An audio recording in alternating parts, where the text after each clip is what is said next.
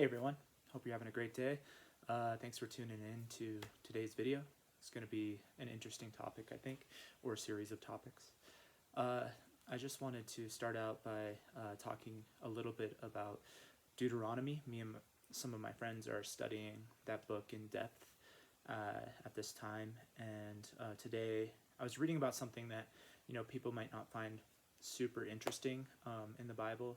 That it's like one of the specific stipulations that is decreed in the book of Deuteronomy. So Deuteronomy basically moves in a way like ancient treaty documents formed by other cultures around Israel at the time during either the 15th or the 13th century BC.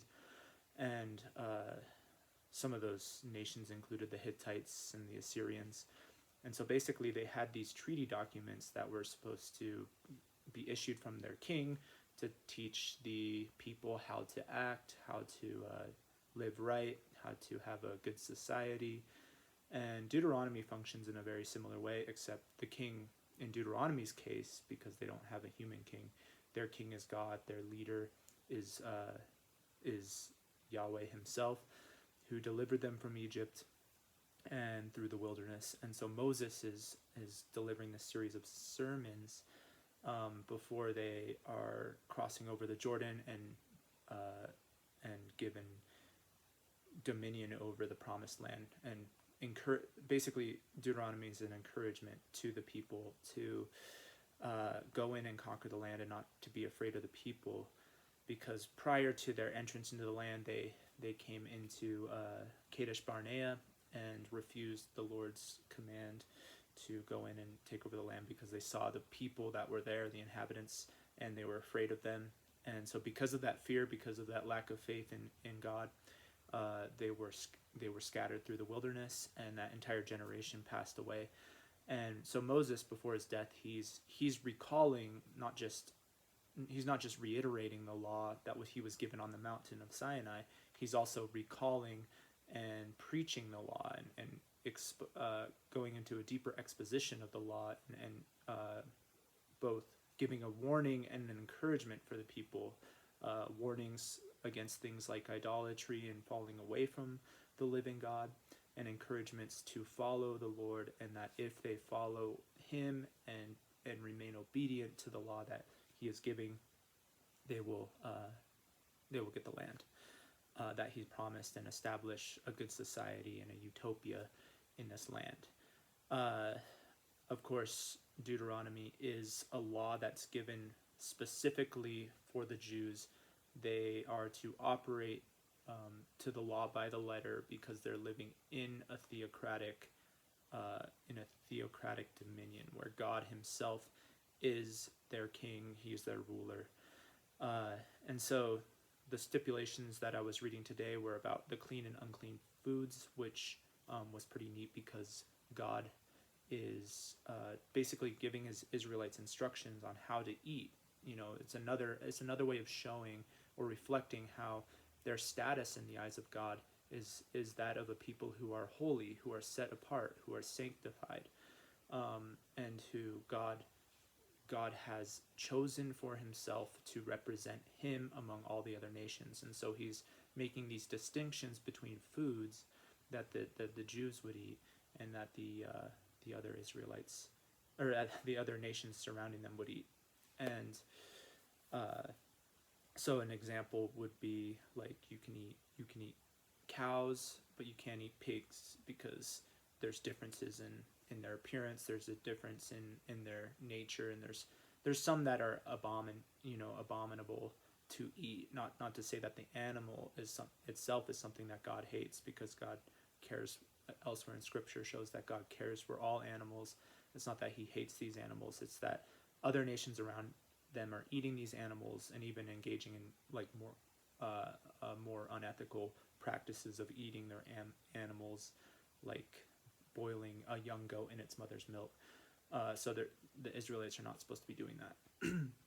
And so again, I said that word reflection because the diet itself is supposed to reflect the status of God's people. And excuse me. And so later, like fast forward all the way to post Jesus, because Jesus fulfilled the law, right? He fulfilled the sacrificial system. After Jesus, Peter, who has never eaten any unclean foods because he's followed this law since he was a little kid, God, he's hungry in the book of Acts, chapter 10. He's hungry and he is craving food, and God basically puts him in this trance and shows him this vision where from heaven God is sending a sheet down, and on this sheet there's all sorts of animals, and God says, "Get up, Peter, kill and eat."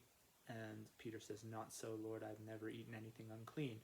And the Lord says, "Don't call anything unclean that I have made clean." And so, of course, going back to Deuteronomy, those were specific stipulations that they were to follow. They weren't simply metaphors, but that doesn't mean that there was not a deeper spiritual allegory about God's people and the other nations. Because in the context of Acts chapter 10, you have a Roman centurion who seems to be the first Gentile convert recorded in the book of Acts. And so this is the first Gentile convert who it says he fears God, he believes in the God of Israel, and God basically commands him to send some people to get Peter, to bring Peter to his house. And during this time, Peter gets this vision, and so like so many of the prophets, he doesn't fully understand what God's trying to show him in the vision. And then Cornelius's household shows up at the door, and they say, Cornelius has heard from an angel to send for you. And so then Peter understands, okay, God is extending salvation not just to Israel, but to all the other nations.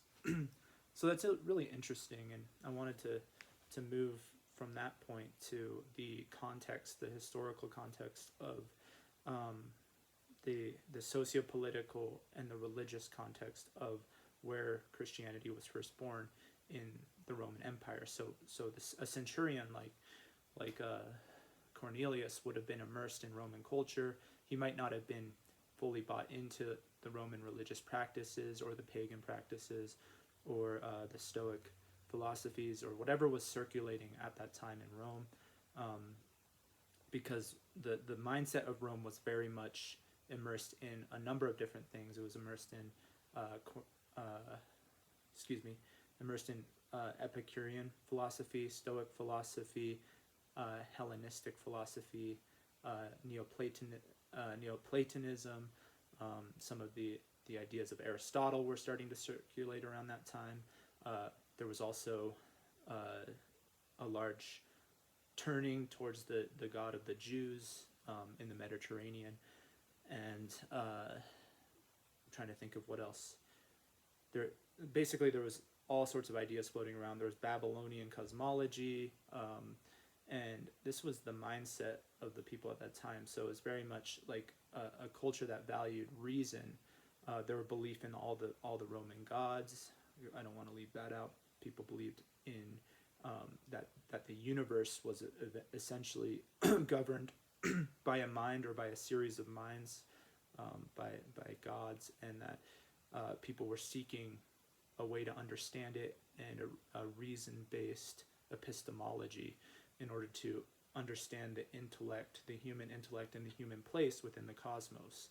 And so the Stoics believed that to pursue good and to pursue righteousness was the highest human ethic, whereas the Epicureans believed that to pursue pleasure, not just hedonistic pleasure, but to avoid the negative parts of human life and to have peace was the highest human goal. And so during that time, that was kind of the cultural. I mean, that's a huge generalization and oversimplification of all the manifold places, the manifold things that the Romans and the Hellenists believed at that time. But that was basically where they were, and I think you look at today, you can see some of the overlaps. Basically the human understanding slips in its ability to comprehend the things of nature, and that's a very Platonic idea, that we can't fully grasp nature because nature was never meant to be grasped. The world that we're in is only a sort of precursor to something greater, something larger. If you think of Plato's cave, the shadows on the wall represent reality as we're seeing it now, but there's, once you emerge from the cave, you see a whole different reality. And so I think that's a shadow of the truth, of course, that philosophy. Like, there has to be something in that philosophy built in the human heart, that we collectively understand. Wait, yeah, there is something more than just this material existence. And I think nowadays in America, in the West, in the world at large, the idea of no spirit, no underlying value, just random chance acting on matter being the deepest truth of our existence has left people a little bit bereft of meaning.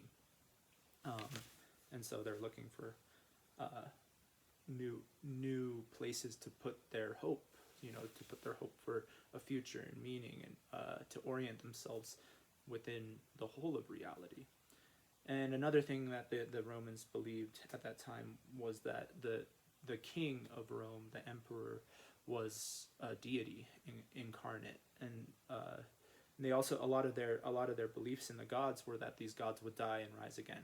They were resurrection based religions, but the gods, of course, die and they rise again, but they don't die in the world and rise again. So that's the difference between their beliefs and what Christianity believes. And the Romans believed in the deity of their emperor. Some of them did, not all of them, of course, because, again, that left them with a little bit of a lack of meaning, because they're distanced from their emperor. They can't have a relationship with their emperor like you could with the mind behind the cosmos and the universe. And so a lot of these ideas were going in the people's desire to master all knowledge, to find the connection between the human intellect and the whole of reality itself, and to bridge that gap, which I would argue, in our finitude, in our designated nature as creatures by God, it is not meant for us to have omniscience, because we are limited in our ability to understand and grasp. And I believe that God has to reveal himself to us in order for us to reach that transcendence. And you can see that desire for mastery, that desire to establish a utopia, that desire, all those desires are the human striving through reason towards transcendence.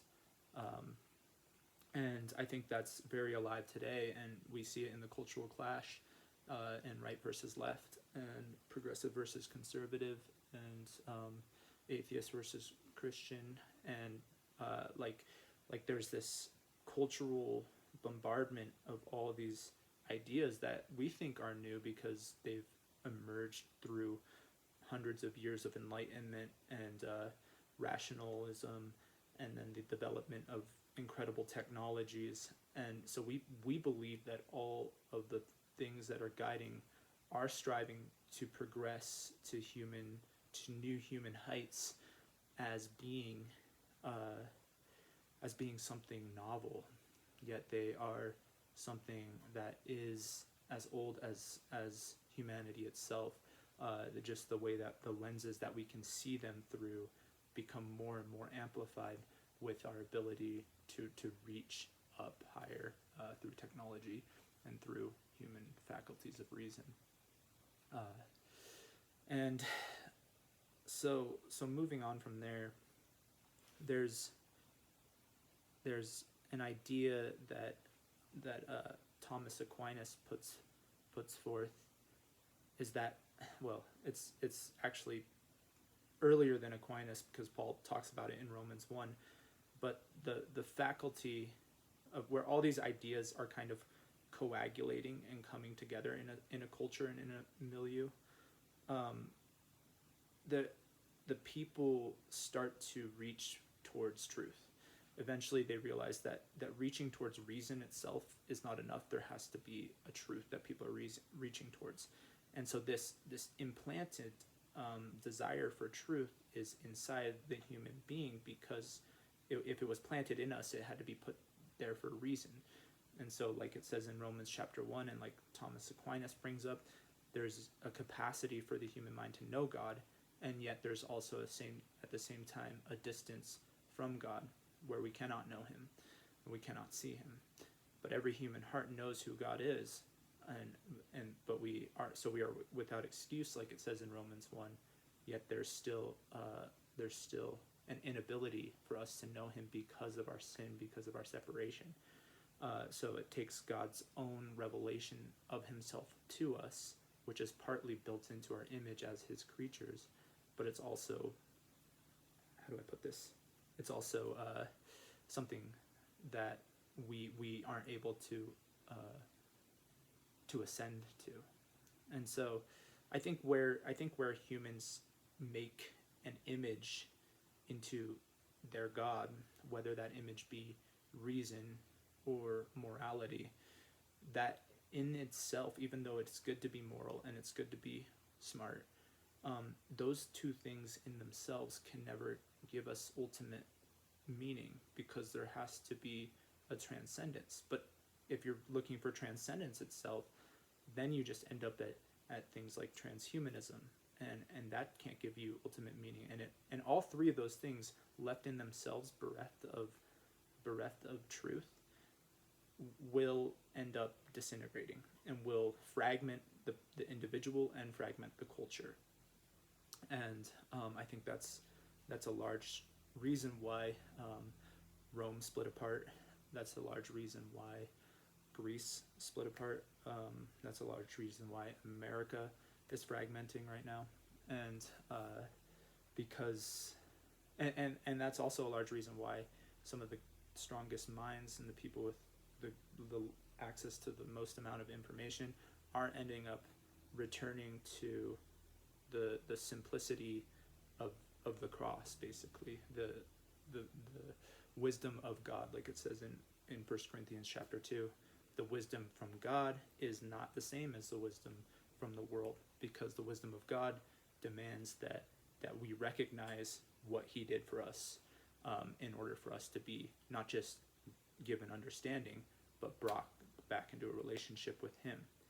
And so if you recall what I was just talking about with the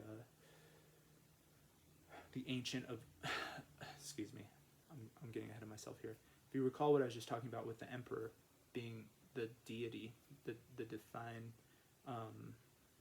the deity that is instructing the culture, like look at that in relationship with what Deuteronomy is teaching, that Israel has no king because its king is God himself. You fast forward to the Roman times, the Romans' king was thought of as being God, as being deity.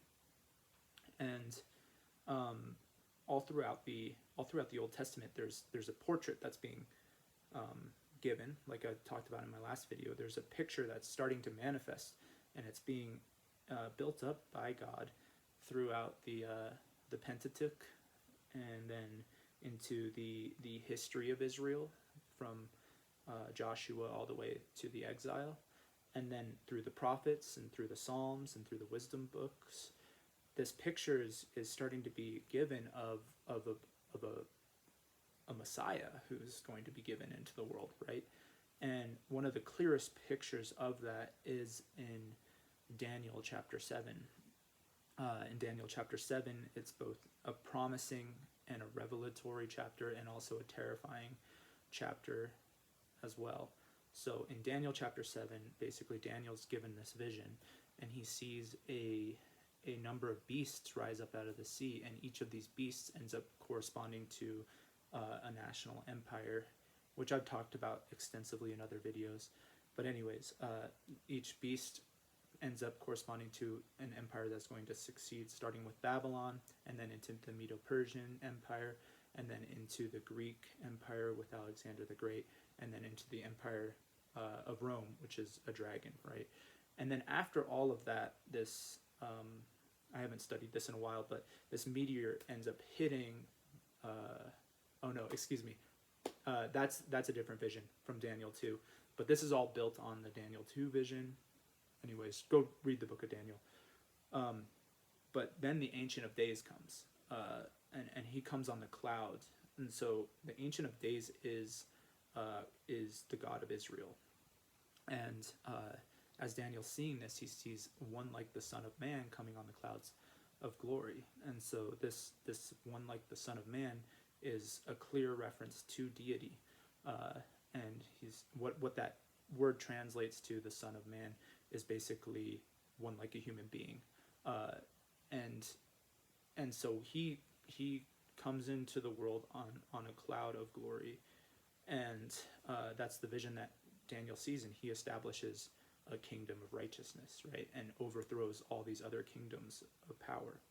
Now, if you fast forward to Revelation, you see that these four beasts all kind of coagulate and become one composite beast that is the spirit of the Antichrist, basically.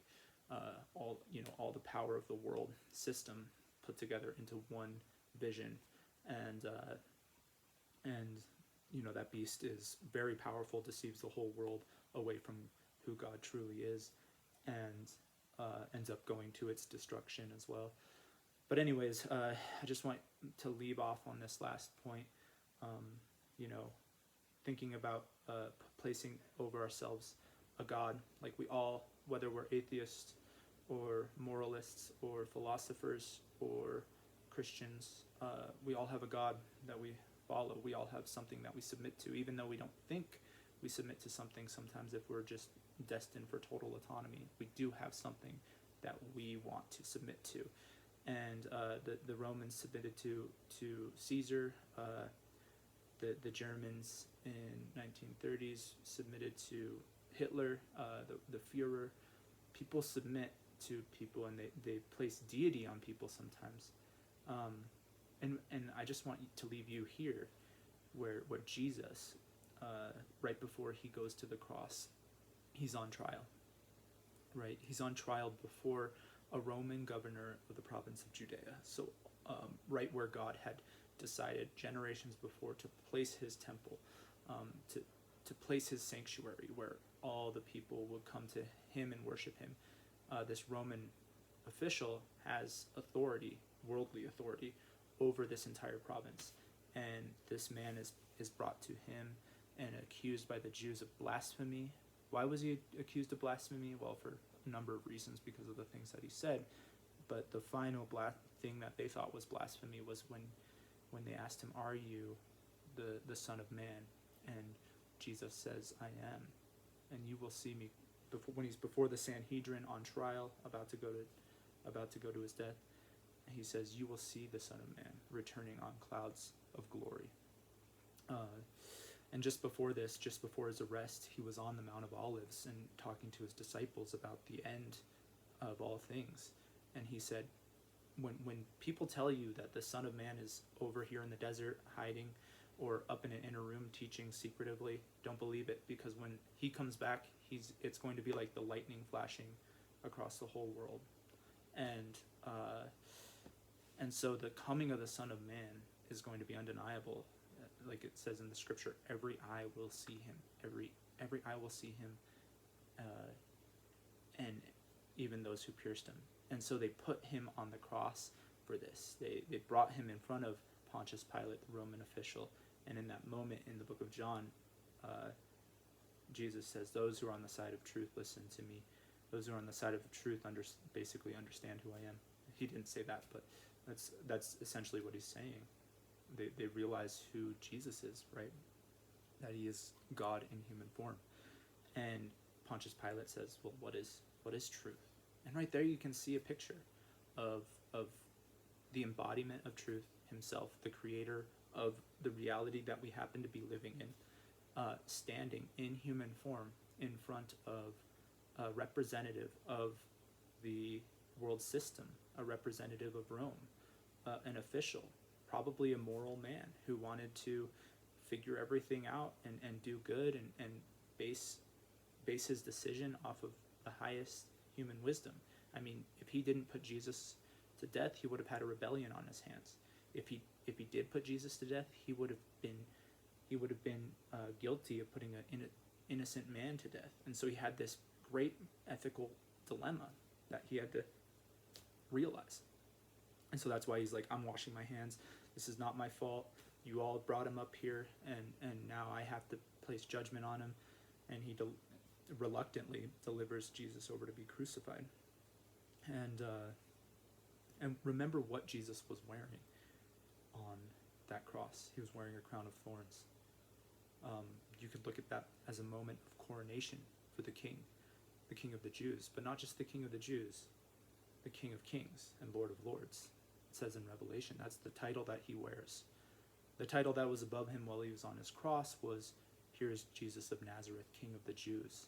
And it was written in 3 different languages, in Aramaic, in Greek, and in Latin. So all the languages of the speaking world at that time. So all the world saw this man on the cross and saw his name. And then when he dies, when he gives up his spirit, the whole world at that time becomes dark. Like I don't know if it was an eclipse or cloud cover, and there's an earthquake, and I mean lots of other things happen at that point. And so this supernatural starts happening right when he dies. The veil in the temple gets torn, which shows that now man has access to God because Jesus' body was broken for us. The resurrection takes place 3 days later, right? So Jesus dies and he goes into the earth, like he says, just like what happened to Jonah in the whale for 3 days. Jesus is in the belly of the earth for 3 days, and then he's given his life back by God. He's raised from the dead, and his resurrection is all the things that we were talking about. It's God's testimony to his own Son. He is the truth and the way and the life, and you're never going to find it in ideology. You're never going to find it in advanced philosophy. You're never going to find it in education. You're never going to find it, I mean, I'm not saying these things are bad. You're never going to find it in a human relationship or in popularity or fame or money or talent or success. None of these things are going to satisfy, because we still have, behind all those things, there's something deeper in the human heart that we are being destroyed by, that is killing us. It says in the scriptures, the mind of sinful man is death. So anyways, I've been talking for a while now. I hope this video was helpful. If you think somebody could benefit from it, feel free to send it along to them. And let me know what you think in the comments. God bless you all.